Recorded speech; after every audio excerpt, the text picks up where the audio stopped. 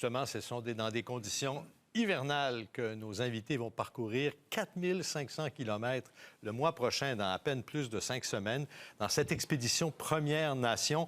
Je reçois Christian Flamand, qui est l'organisateur d'expédition, et Viviane Chilton, qui est participante, une expédition en motoneige. Bonjour à vous deux. Oui, oui, oui.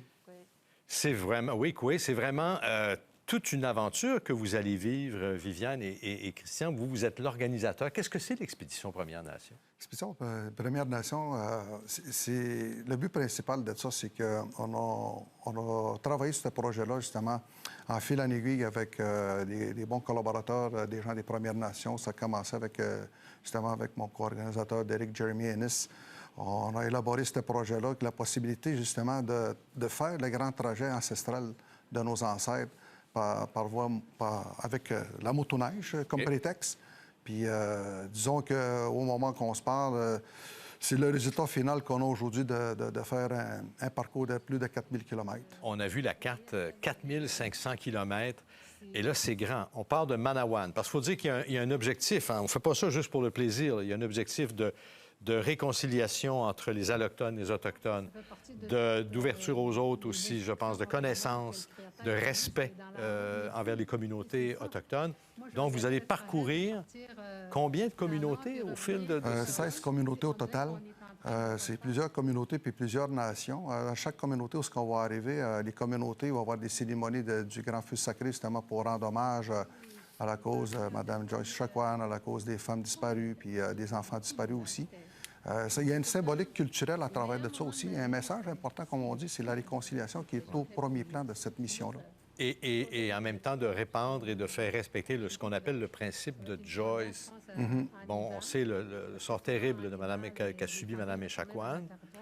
C'est important pour vous, Viviane, de participer à cette activité-là, à ce périple-là. Vous n'êtes pas une spécialiste de la motoneige en partant. Vous êtes à Tikamek, comme M. Flamand. Pourquoi vous participez? Moi, je participe parce que ça m'a beaucoup interpellée parce que je trouvais qu'il fallait rappeler l'histoire de ce qui s'est passé avec Joyce Echaquan. Et c'est un événement qu'on ne doit pas oublier. Puis que moi, j'ai été interpellée par une femme qui m'a chuchoté à l'oreille puis qu'on allait faire un périple, une randonnée de skidoo.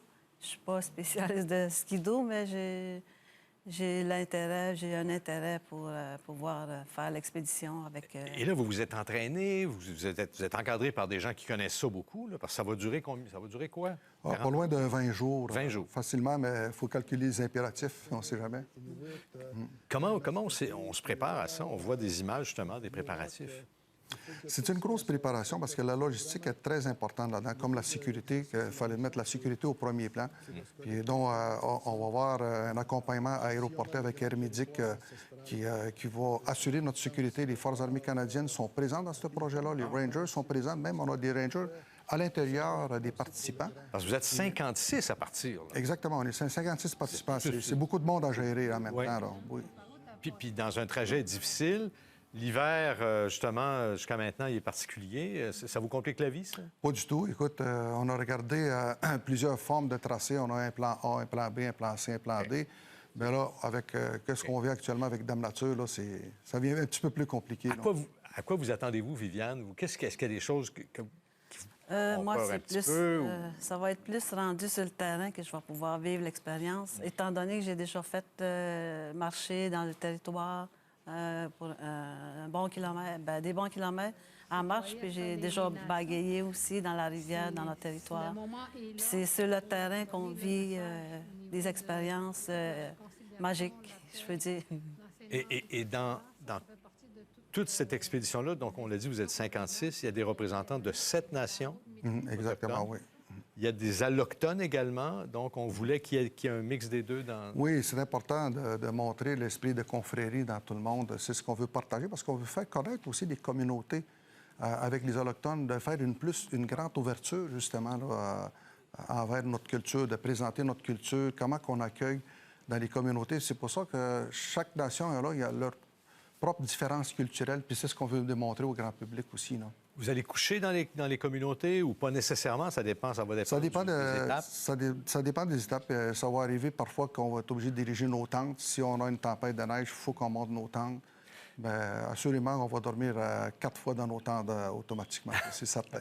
Puis le but, tantôt, je l'ai dit, moi, premièrement, c'est pour me connecter à moi-même. Puis je veux me réconcilier moi-même avant, à moi-même, puis ensuite faire partager aux autres la réconciliation, si c'est possible. Puis je crois encore à la réconciliation. Bien, on le souhaite, en tout cas, il le faut. On n'a pas le choix de s'entendre. On vit ensemble sur le... Oui. Exactement. On va être tout le temps là en parallèle. Puis moi, j'ai toujours le goût de travailler en équipe.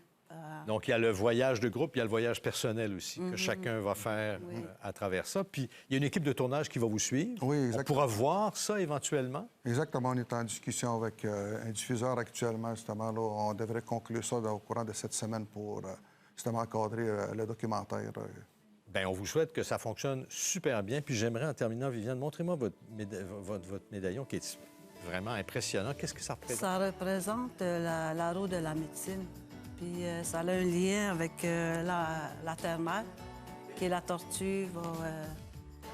Elle représente la terre-mère. La tortue. Et la culture Atikamekw. Oui, c'est la culture Atikamekw aussi. C'est une femme de Atikamekw, de Manawan, qui a fabriqué ce médaillon. Merci beaucoup d'être passé nous voir ce matin. Merci magasiner toute la chaleur possible, parce que dans un mois, là, il va faire plus froid. Merci.